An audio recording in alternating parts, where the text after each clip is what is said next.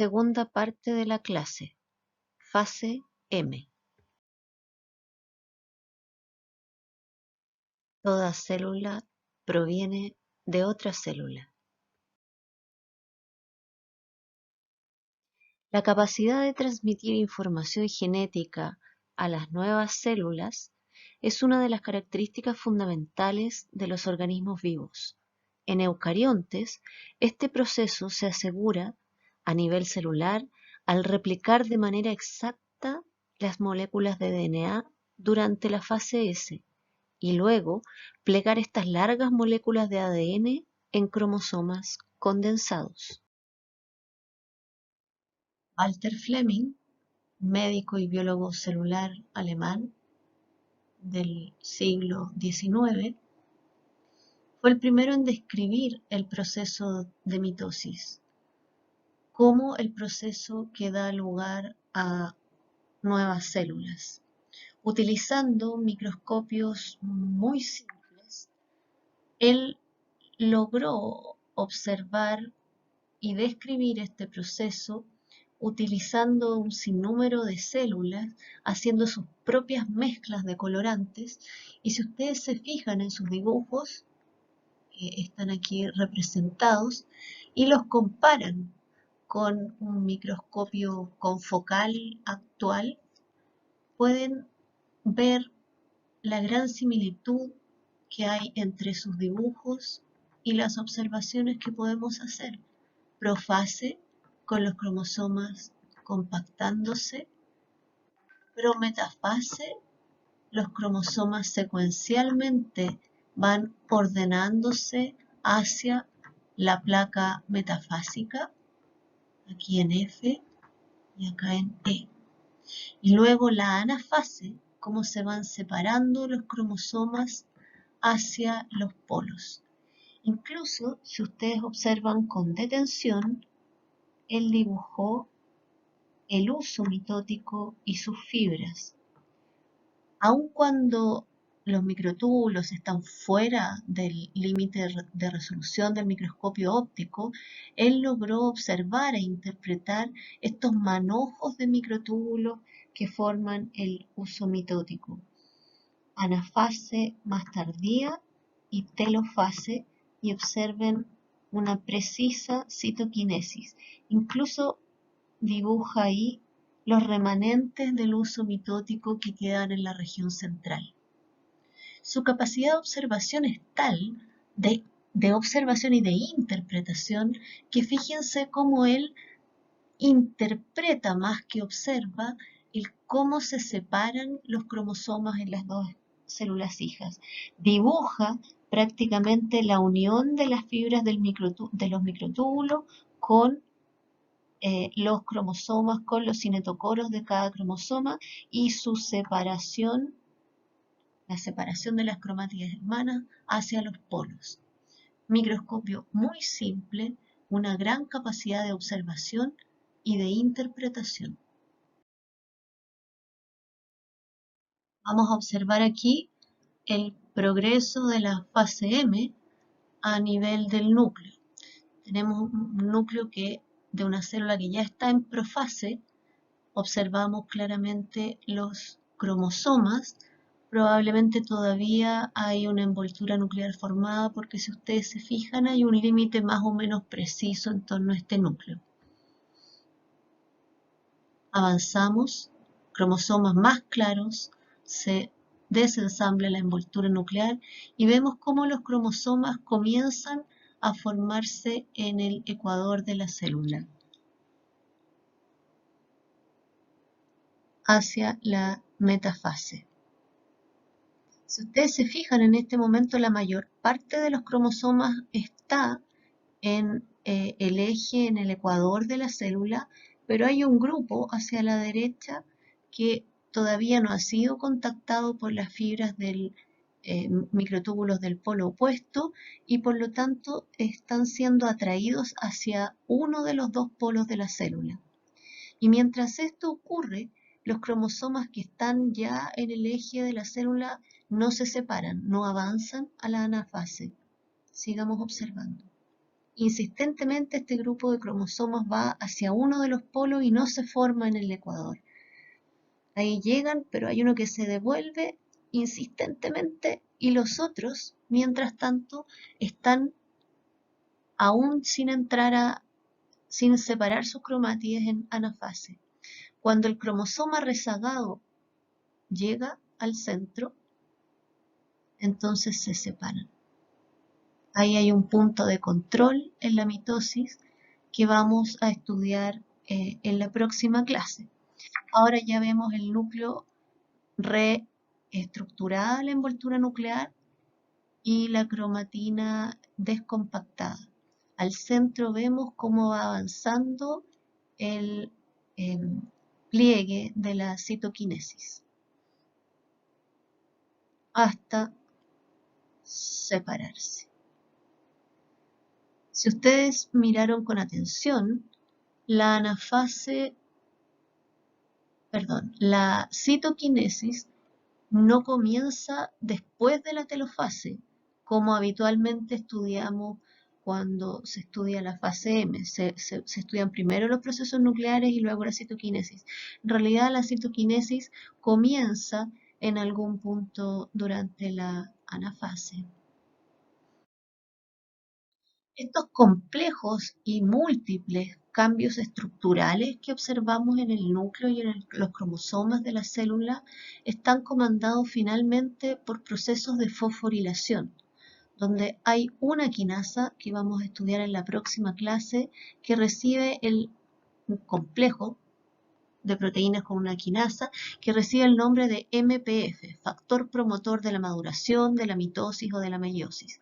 Este factor está compuesto por dos proteínas, una quinasa, como les decía, y una proteína denominada ciclina que se requiere para la activación de esta quinasa. Eso lo vamos a estudiar en detalle en la próxima clase. Lo relevante de mencionar acá es que todos estos cambios estructurales que hemos visto y otros que no hemos visto, no son visibles al microscopio óptico, dependen a la larga y finalmente de una serie de fosforilaciones. Hay aquí una lista de proteínas que son fosforiladas directamente por MPF, hay otras que son fosforiladas secundariamente a la activación de otras quinasas que finalmente dependen de MPF. Condensinas y topoisomerasas, coecinas, proteínas láminas, proteínas de los complejos de poro nuclear, proteínas asociadas a microtúbulos. Esta de aquí es una GM130, una proteína de Golgi, miosina, que tiene que ver con la formación del anillo contráctil en la citoquinesis, factores de transcripción basales. Recordemos que la transcripción disminuye prácticamente a cero durante la fase M. Factores de traducción, durante la fase M hay un cambio en los RNAs mensajeros que son traducidos de CAP dependiente a CAP independiente, y este es un complejo proteico que vamos a estudiar más adelante. Tal vez uno de los cambios más radicales que uno observa durante la fase M es el referido a la compactación de la cromatina. En interfase, la fibra nucleosomal permite o determina una compactación de la cromatina de aproximadamente 7 veces. La cromatina en fase M, en el cromosoma mitótico condensado al máximo, tiene un grado de compactación de alrededor de 10.000 veces. Aquí en interfase aparece la fibra solenoidal o de 30 nanómetros que hoy día está bien cuestionada su existencia. Entonces, la pregunta es cómo pasamos de un estado de compactación interfásico hasta un estado de compactación de cromosoma mitótico. La respuesta no es fácil. Hay múltiples modelos que intentan dar cuenta de la compactación de la cromatina hacia cromosoma. En primer lugar, un modelo que fue muy famoso, muy nombrado, es el modelo de plegamiento helicoidal jerárquico. Este modelo parte en relación al plegamiento como un solenoide, como un resorte de la fibra de cromatina en 30 nanómetros, que seguiría plegándose como solenoide, como una hélice, secuencialmente hasta alcanzar el grosor de las cromátides de los cromosomas. Este modelo tiene menos sustento, menos apoyo actualmente. Luego se describió un modelo denominado de matriz dinámica, donde de nuevo la fibra solenoidal de 30 nanómetros se iría plegando en unión a una matriz fibrosa del núcleo, fibras proteicas de la matriz nuclear, formando unas especies como de nidos plegados de fibra solenoidal denominados cromómeros. Este modelo tampoco tiene el máximo apoyo en este momento. Otro modelo en C es el denominado de bucles radiales. Este modelo dice que la cromatina se pliega en bucles en relación a un eje proteico central en el cromosoma, que estaría en esta posición. Este modelo aún no ha sido descartado, pero hay variaciones interesantes de él. Uno de ellos es el que está aquí a la derecha, es el modelo de bucles consecutivos anidados, o sea, un bucle sobre otro bucle. En este modelo participan las proteínas condensinas 1 y 2, y ellas estarían formando o permitiendo o determinando la formación de bucles. Fíjense aquí al centro, condensina 2, grandes bucles, y luego condensina 1 en bucles más pequeños. Este es uno de los modelos que actualmente, con las técnicas de microscopía más modernas y otras técnicas para estudiar la estructura de la cromatina, tiene bastante apoyo. Hay otros modelos propuestos anteriormente como red de cromatina, y uno propuesto más o menos recientemente es el de bucles en capas anidadas. Entonces, la cromatina aquí estaría formando bucles, pero que a su vez se plegarían como capas una sobre la otra. Hay evidencia que apoya esta forma de organización en algunos tipos celulares al menos.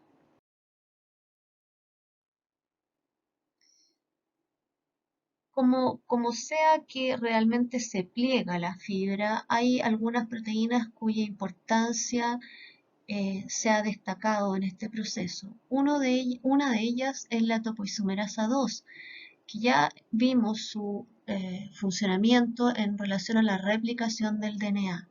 Pero hace muchos años atrás se describió que esta proteína forma parte de una especie de andamiaje cromosómico cuya imagen ustedes ven aquí. Todo este material que se observa en esta región y estos bucles corresponden a la cromatina, al DNA liberado de este andamiaje cromosomal, modificando fundamentalmente la fuerza iónica. Al cambiar la fuerza iónica se liberan las histonas, las proteínas histonas, y observamos este eje cromosómico que parece una matriz fibrosa. En esa matriz, una de las proteínas que están más representadas es la topoisomerasa 2. Entonces, aparentemente también tendría un rol estructural. Cuando se describió la topoisomerasa 2 en los geles que permitieron la identificación de esta proteína topoisomerasa 2, se observaba también una banda que no se siguió estudiando en ese momento y que muchos años más tarde, se volvió sobre esos resultados, y a partir de ello se describió que en este andamio o andamiaje cromosómico también están presentes unas proteínas que se denominaron como condensinas.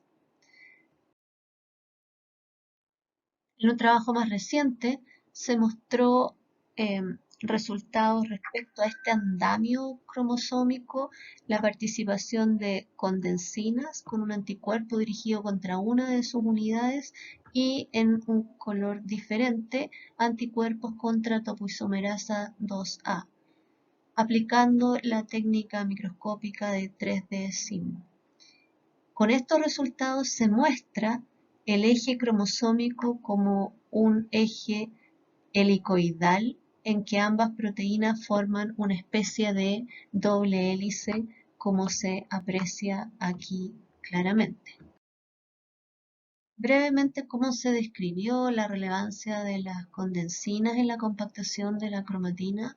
Se utilizó un extracto libre de células con citoplasma de ovocito activado de la rana Xenopus levis y núcleo de espermatozoides de la misma rana.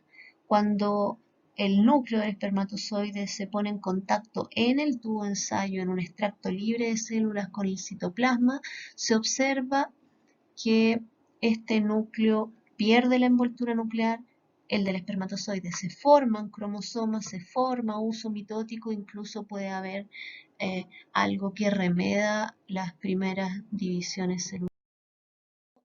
Utilizando este extracto, entonces, y anticuerpos dirigidos contra la proteína o una de las subunidades de las proteínas de condensinas, el año 94 se publica este trabajo en que se compara el grado de compactación del DNA del espermatozoide en este extracto libre de células cuando en el extracto hay condensinas y al eliminar con anticuerpos las condensinas del extracto. Entonces, condensinas pasaron a ser proteínas muy estudiadas y se pensó que tenían un rol clave en la compactación de la cromatina. Aquí está la estructura de las condensinas en un complejo proteico, familia de las coecinas que vimos anteriormente que mantienen unidas a las cromátidas hermanas, y la forma de funcionamiento en relación a la compactación de la cromatina. Se piensa que y hay respaldo para esto, lo vamos a ver en un minuto más, que estas condensinas forman un anillo por el cual la cromatina se mueve y forma estos loops que están presentes en varios de los modelos de compactación que vimos. Aquí hay una película donde se muestra un segmento de DNA, un trozo de DNA asociado a un sustrato, se pegó el DNA polietilenglicol y eso es lo que vemos aquí. Ahí está el DNA pegado en sus dos bordes al sustrato en ausencia de condensinas, y cuando ustedes agregan condensinas, fíjense cómo ahí va creciendo, se forma una base, un anillo, por donde va pasando la cromatina y formando entonces estos loops o bucles. Respecto al mecanismo, la regulación de esta compactación, históricamente se asoció la activación de la quinasa de fase M con y su fosforilación de histona H1 con la compactación de cromatina. Se veía que temporalmente esto estaba asociado. Surgieron varios resultados controversiales y finalmente se descartó esta asociación tan directa al descubrir que hay algunos organismos unicelulares que compactan su cromatina pese a no tener histona H1.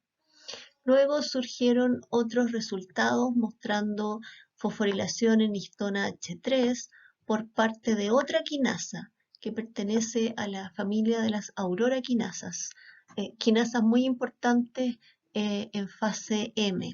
Esta aurora quinasa a la larga es activada por MPF. Sin embargo, entonces la fosforilación de H3 no sería directamente producto de la quinasa MPF, sino de otra activada por este. Al realizar experimentos con RNA de interferencia contra aurora quinasa B y por lo tanto impedir o disminuir su fosforilación, se observó que esto afectaba a la unión de condensinas al DNA.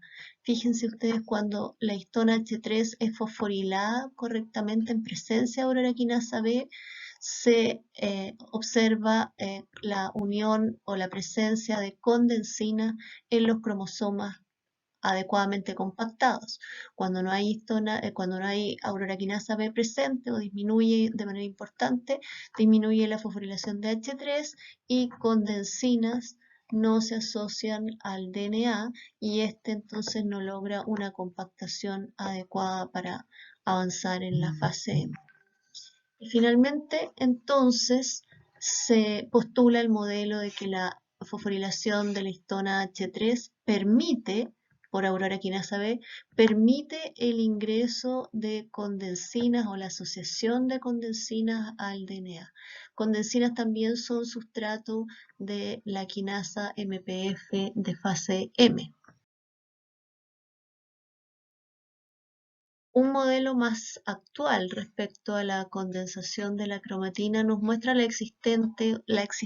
sugiere la existencia de dos vías paralelas.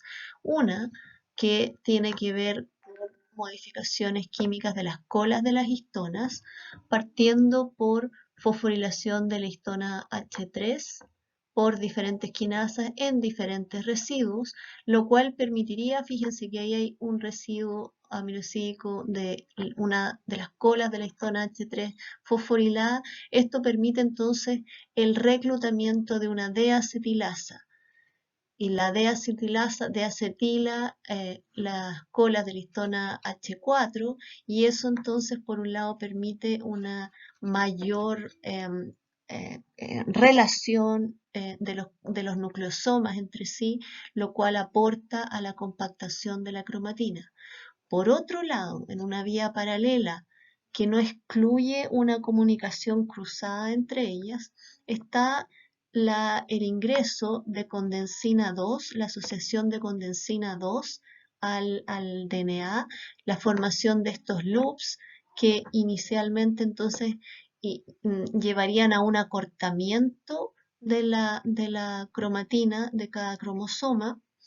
Luego la fosforilación de topoisomerasa 2 y de coecinas. Si recuerdan, las coecinas estaban hasta este momento asociadas a las cromátides hermanas. En este punto sale de los cromosomas la mayor parte de las coecinas, solo quedan presentes en el centrómero.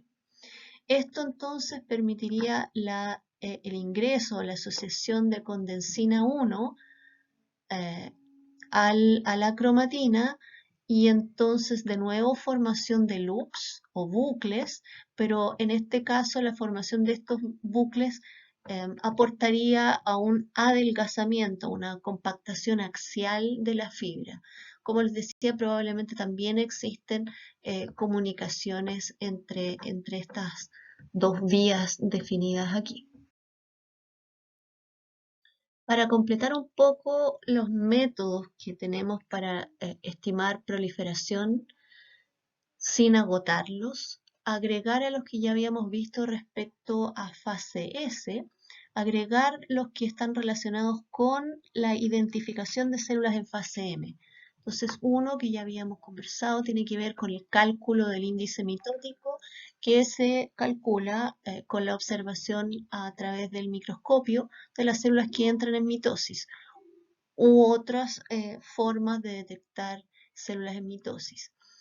Luego tenemos anticuerpos dirigidos contra histona H3 fosforilada en residuos específicos de fosforilación durante la mitosis y otro anticuerpo que tiene mucha utilización se llama MPM2, es un anticuerpo monoclonal contra proteínas fosforiladas en mitosis, contra una serie de proteínas fosforiladas en mitosis, topoisomerasa y otras. Estas proteínas comparten epítopes fosforilados, entonces el anticuerpo está dirigido contra esos epítopes fosforilados, exclusivamente durante la mitosis. Además de todos los cambios que presenta la cromatina durante la fase M, podemos identificar que hay modificaciones en la envoltura nuclear. En interfase, si se fijan aquí, esta microscopía electrónica de barrido nos muestra la superficie del núcleo con numerosos complejos de poro asociados a ella. en interfase. Ahí está, complejo de poro. Y ya en profase, fíjense cómo cambia. Se observa la envoltura nuclear, pero ya no están presentes una serie de proteínas que forman parte del complejo de poro nuclear. Se observa el centro aquí, el canal de comunicación entre núcleo y citoplasma, pero sin un número importante de las proteínas de los complejos de poro nuclear. Y en telofase vuelven a asociarse esas nucleoporinas formando los complejos de poro nuclear en la envoltura nuclear. Hay múltiples nucleoporinas que son fosforiladas por MPF, entonces de nuevo sería esta quinasa fosforilando estas proteínas las que tienen que ver con el desensamblaje de las nucleoporinas de la envoltura nuclear. Del mismo modo, recuerdan ustedes que por debajo de la membrana nuclear interna, hacia su cara nuclear, intranuclear, existe un polímero de proteínas que corresponden a la familia de los filamentos intermedios, que son las proteínas lámina. Estas proteínas lámina también son sustrato de fosforilación por parte de MPF y al ser fosforiladas, las láminas se desensamblan, se despolimerizan. Cuando se analizó las imágenes al microscopio respecto a la liberación de las proteínas láminas de la envoltura nuclear, se observaron imágenes como la que estamos viendo acá. Este es un trabajo antiguo del año 97 en que se muestra durante profase la presencia de la proteína lámina, una de las proteínas láminas, la lámina B, en la periferia del núcleo. Este estudio era un estudio en que se iba viendo en las distintas etapas, profase, metafase, anafase, etc., la distribución de las proteínas láminas. Entonces, llamó la atención cuando estaban haciendo ese seguimiento que en profase se observara esta imagen del núcleo, de la fluorescencia emitida por la proteína lámina al observar el núcleo. Aquí aparece como una invaginación, ahí hay un acúmulo de fluorescencia. En otra vista aparece el núcleo con forma como de 8, con una cintura central, y llamó la atención esta característica, esta forma. Hicieron el seguimiento ahora con un anticuerpo antitubulina y se observa que precisamente en las regiones donde se veía más fluorescencia acumulada de las proteínas lámina, recuerden, las proteínas lámina están por dentro de la envoltura nuclear, precisamente en esas zonas se observa una forma equivalente a los áster del futuro uso mitótico en ambos polos. Entonces fueron a mirar esto al microscopio electrónico de transmisión y encontraron lo que ustedes ven aquí a la derecha.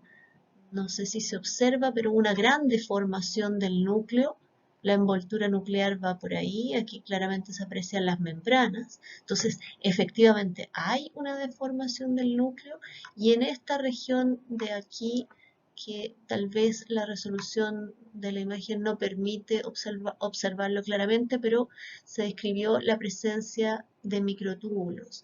Entonces, esto llamó la atención respecto a una posible función o relevancia de los microtúbulos en la ruptura posterior de la envoltura nuclear.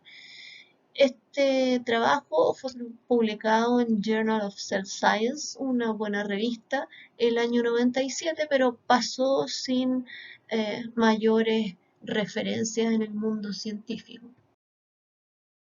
El trabajo anterior fue publicado por un grupo en la Universidad de Atenas, en Grecia. Y como les decía, no tuvo gran impacto en el mundo científico, pero años más tarde, varios años más tarde, grupos trabajando en universidades y centros de investigación en Estados Unidos redescubrieron esta participación de los microtúbulos en la ruptura de la envoltura nuclear y ahora sí, con bombo y platillo, apareció en las revistas científicas más prestigiosas, para que ustedes vean cómo la ciencia es una actividad humana que está sujeta a todos los vaivenes de los prejuicios y emocionalidad propia de toda actividad humana. Estos son resultados de una de esas publicaciones que en realidad agregan experimentos bien bonitos. Mismo resultado respecto a tubulina y lámina, agregan otra proteína asociada a la envoltura nuclear y encuentran un resultado similar. Fíjense que ahí hay una especie de repliegues o bolsillos en el núcleo. Al mirar esto con microscopía electrónica de transmisión se ve ahí claramente centríolo, microtúbulos, y estas membranas que están acá son membranas de la envoltura nuclear que aparecen replegadas en esa región. Agregan este experimento que es muy bonito con lámina B asociada a proteína verde fluorescente, en que hacen un photobleaching de la fluorescencia y haciendo esta especie de cuadrícula sobre el núcleo. Y van viendo cómo se va deformando en el tiempo a medida que progresa la mitosis, la fase M, se va haciendo, replegando el núcleo hacia esta región superior que es donde ellos describen que están los centrosomas. Aquí una imagen donde vemos el DNA en rojo, los cromosomas compactados en profase, y fíjense que en la envoltura estarían estos repliegues, estas especies de bolsillos donde estarían uno y otro centrosoma.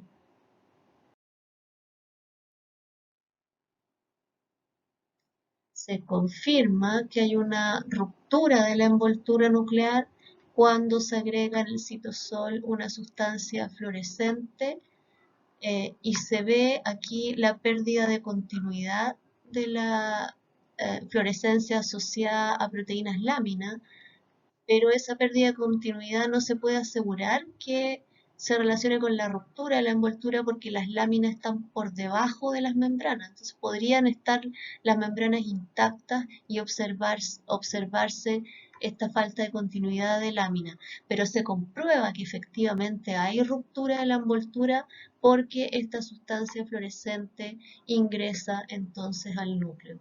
Y el modelo construido a partir de estos datos es que están inicialmente los dos centríolos en un polo del núcleo.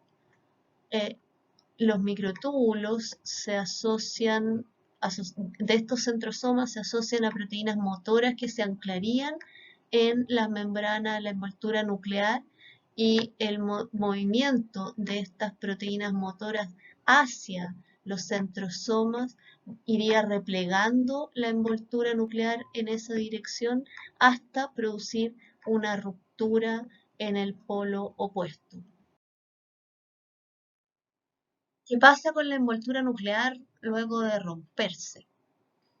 Aquí hay unos resultados muy bonitos, antiguos, pero muy bonitos, donde se siguió con fluorescencia de distinto color una proteína de la envoltura nuclear, LAP1, y una proteína de retículo endoplásmico rugoso.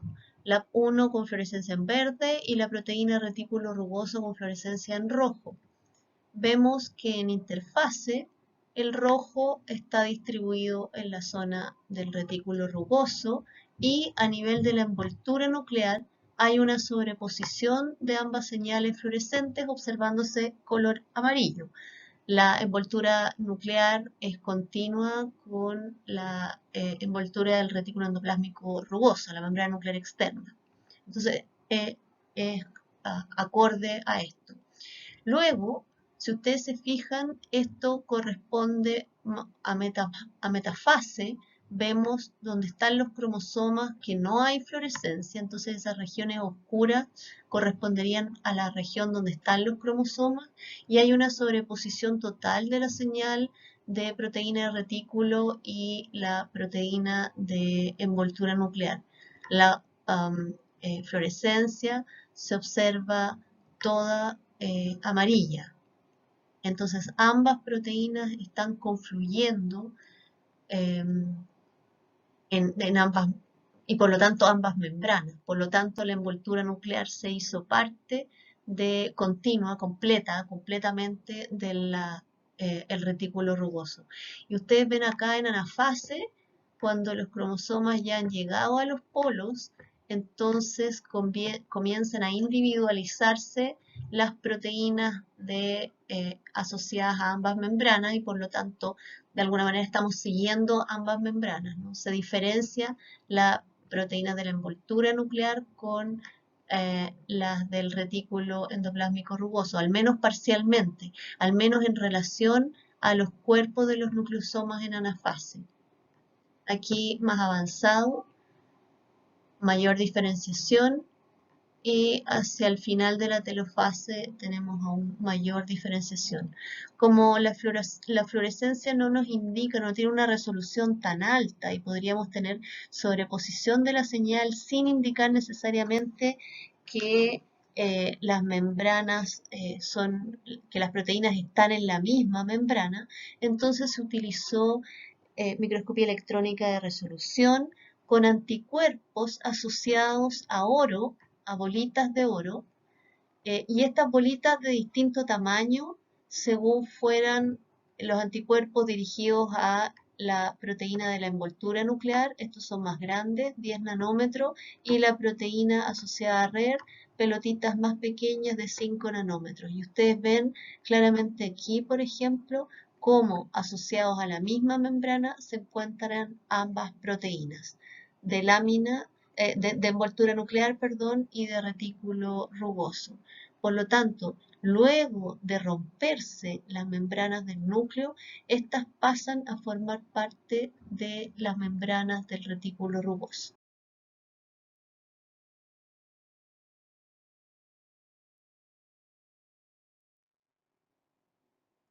Esto está asociado nuevamente a la fosforilación de diferentes proteínas que permiten la interacción que no fosforiladas, en su estado no fosforilado, veámoslo acá abajo, permiten la interacción de la envoltura nuclear con la cromatina. Entonces, cuando estas proteínas, diversas proteínas de la envoltura nuclear, son fosforiladas ellas o las proteínas de cromatina, entonces se libera la interacción envoltura nuclear cromatina.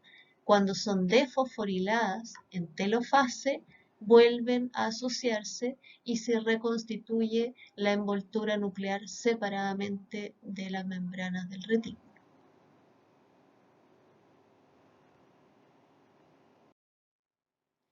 Una revisión general a lo que pasa con otros organelos, porque siempre estamos enfocados en la mitosis en el núcleo, pero en estos resultados que estamos viendo aquí, seguimos una proteína relacionada con Golgi y vemos cómo el Golgi interfase está en la periferia de uno de los polos del núcleo.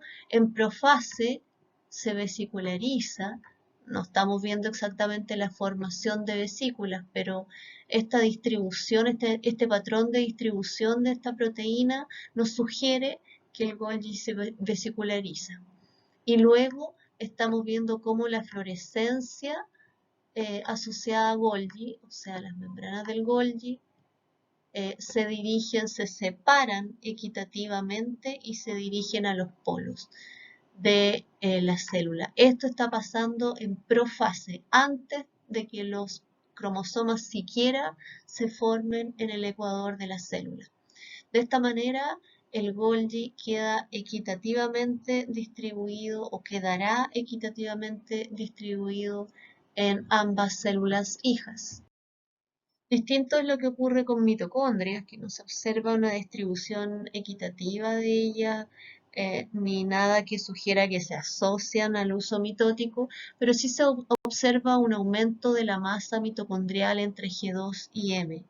Y lo otro llamativo que se observa es la diferencia de longitud del tamaño de mitocondrias entre interfase y fase mitótica, siendo mucho menor el tamaño de las mitocondrias mitóticas, lo que sugiere que priman los eventos de fisión durante esta fase. Con esta película que vamos a ver, en parte video y en parte animación, vamos a discutir algo respecto al uso mitótico, al kinetocoro, que es todo este conglomerado proteico que se forma en la región del centrómero de los cromosomas y a los cuales se unen las fibras del uso mitótico. Vamos a ver la relevancia en los movimientos que tienen los cromosomas de moléculas motoras asociadas a las fibras del uso mitótico. Aquí estamos viendo un video, una célula real, los cromosomas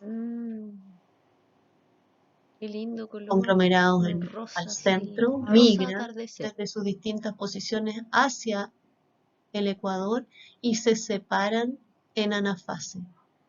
Todos estos movimientos, tanto la congresión, o sea, el reunirse en un eje de la célula, como luego hacia metafase, como luego su separación durante la anafase, están guiados por microtúbulos y moléculas motoras asociadas.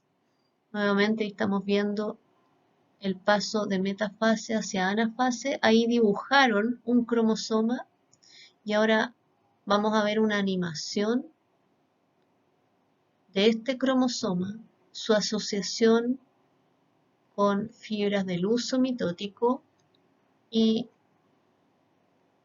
vamos a ver algunas características del cinetocoro y las moléculas motoras que hay en esta región presente.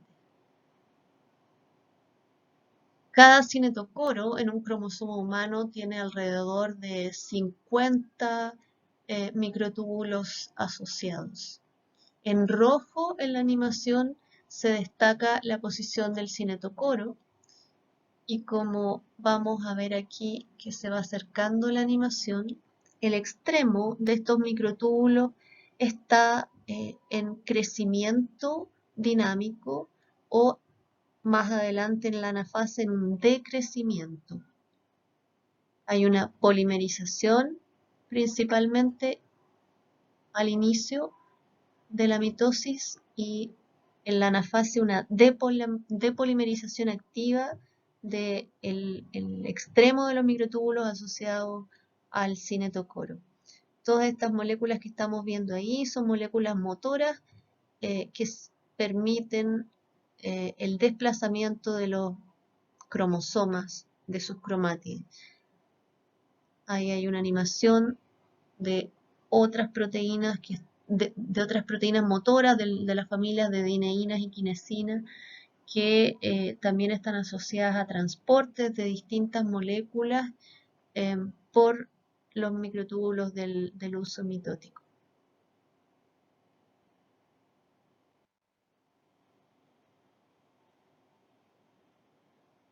Movimiento de los cromosomas antes de la anafase, y si ustedes se fijan, en la anafase la separación de ambas cromátides, que estaban unidas color, solo en la región del así, centrómero rosa atardecer. por la presencia exclusivamente en esa región de moléculas de coecinas.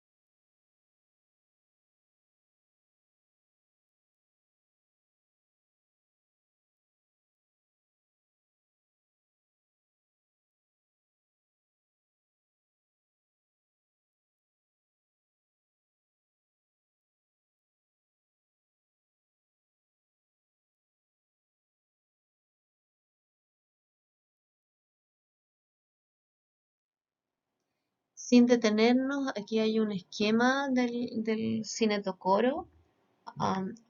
Abajo el DNA centromérico. Mira, ahí está Aurora quinasa B, una quinasa que vimos relevante en la condensación de la cromatina. Una serie de proteínas centroméricas asociadas al DNA centromérico y las 3 capas descritas para el cinetocoro, y una multiplicidad enorme de proteínas que están en esta región del cromosoma. En la próxima clase vamos a hacer alusión a, bueno, ahora, segundos más, a PC y en la próxima a CDC20. Fíjense que aquí está RAN, esa proteína que acá está RAN, la proteína que se asocia al tráfico núcleo-citoplasma, proteínas de los complejos de poro, en fin, los cinetocoros como un centro de organización de múltiples proteínas de las cuales queda aún mucho por conocerse. El movimiento de congresión hacia el centro, hacia el eje de la célula en metafase, está guiado, como veíamos, por la asociación con microtúbulos. Por una parte, en los cromosomas en que ambos cinetocoros hayan quedado unidos a microtúbulos, estos empujan hacia uno y otro lado el cromosoma hasta quedar detenido en un punto donde ambos kinetocoros están sujetos a la misma fuerza. En ese punto se detiene el cromosoma. Aquí tienen un cromosoma que fue contactado por fibras del huso en un polo y en el otro polo todavía no. Y aquí estas flechas indican la presencia de proteínas motoras que estarían en algunos microtúbulos asociados a los brazos, participando en una fuerza de empuje hacia la parte central. Esto habitualmente es bien desconocido, pero hay estudios que muestran que los microtúbulos no solo se polimerizan durante la metafase a partir del centrosoma que rodea a los centríolos, sino que también en los cuerpos de los cromosomas durante la mitosis hay formación de microtúbulos. Eso es lo que muestra aquí esta flecha. Y esta formación de microtúbulos está asociada a la molécula RAN, asociada a GTP.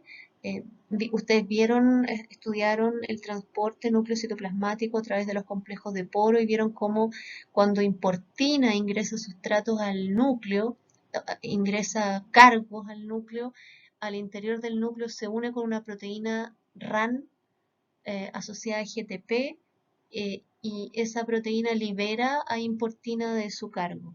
Bueno, durante la mitosis, este rol de RAN cambia radicalmente y aquí se relaciona con la formación de microtúbulos desde los cuerpos de los cromosomas.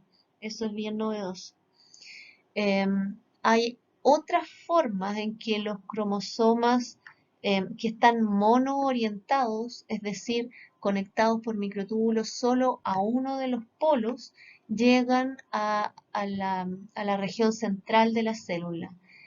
Aquí se muestra en el esquema una molécula motora gigante, para poder dibujarla, digamos, se muestra así, que se asocia desde este cromosoma a microtúbulos que forman parte o que se asocian con otros cromosomas distintos. Y de esa manera, este cromosoma monoorientado, que inicialmente estaba orientado a un solo polo, se desliza por un microtúbulo prestado de otro cromosoma hacia la región central.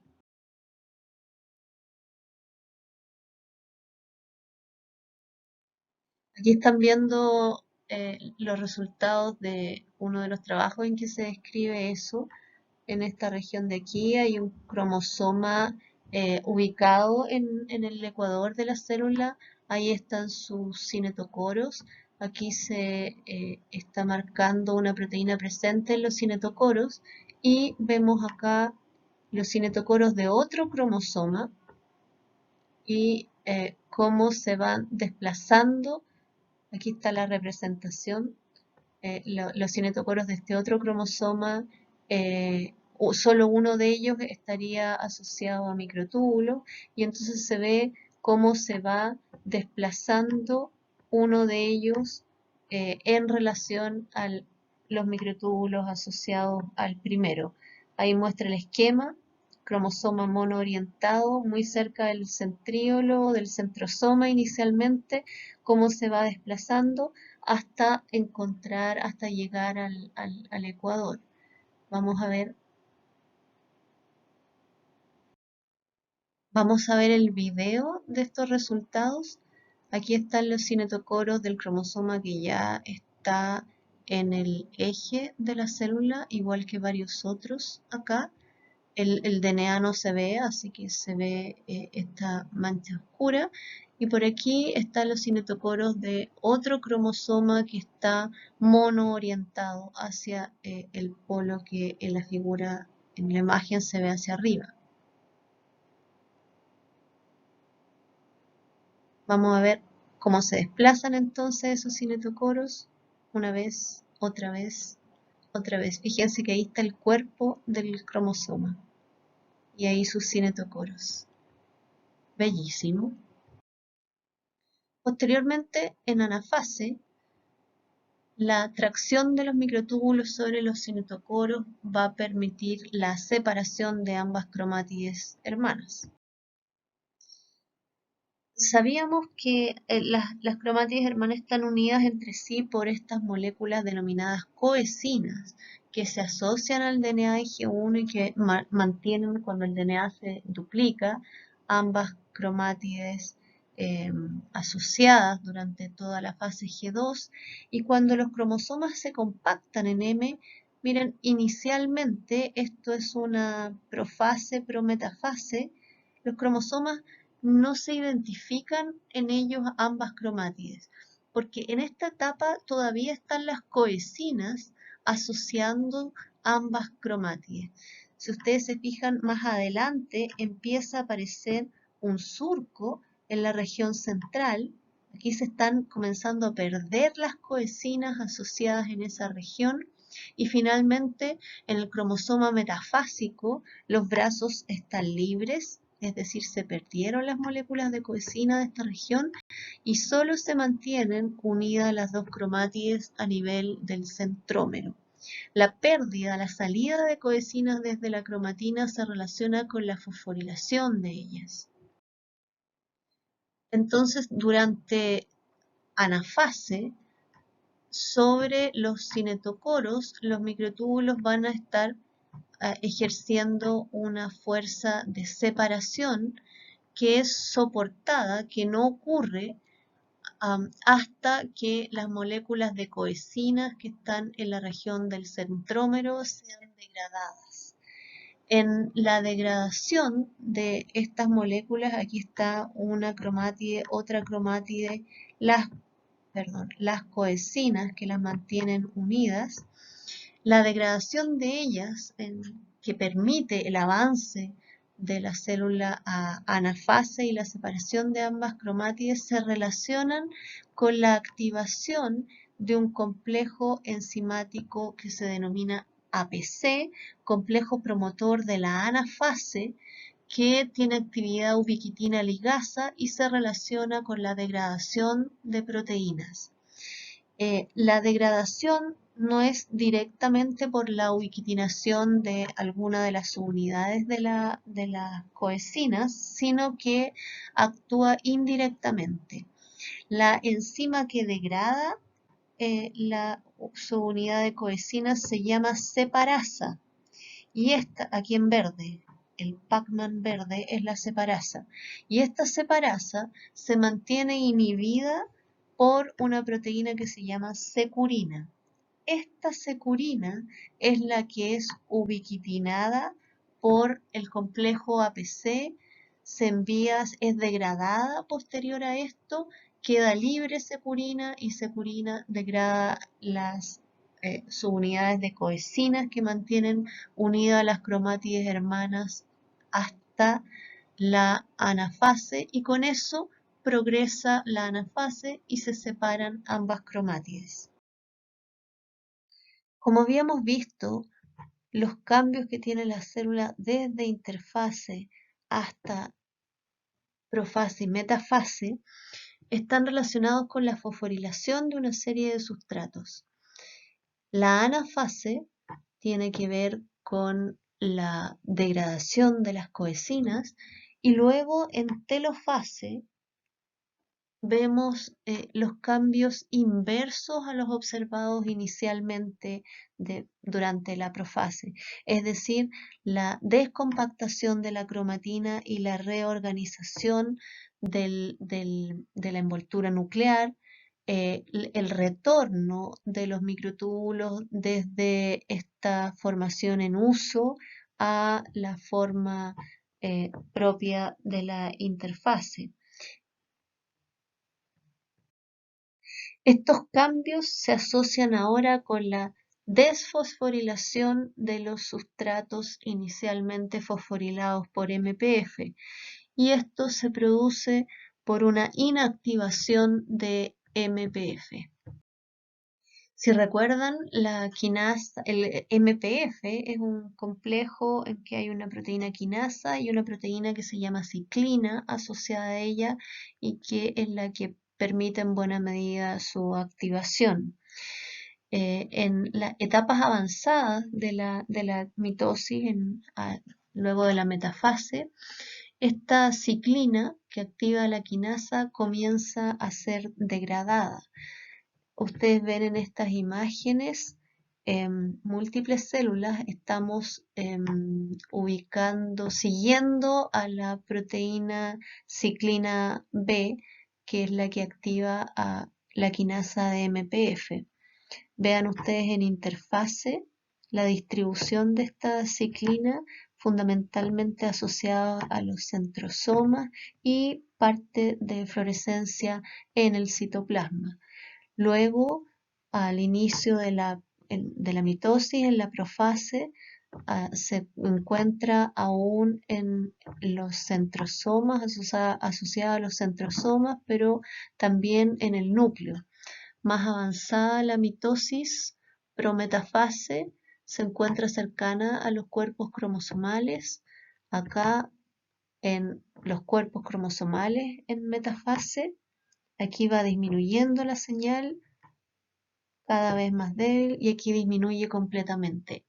Esa disminución de la señal se relaciona con la degradación de ciclina B y por lo tanto con la inactivación de la quinasa. Esto hacia metafase tardía. La degradación de esta ciclina también corresponde es respuesta a la ubiquitinación por parte del mismo complejo APC que vimos en la imagen anterior.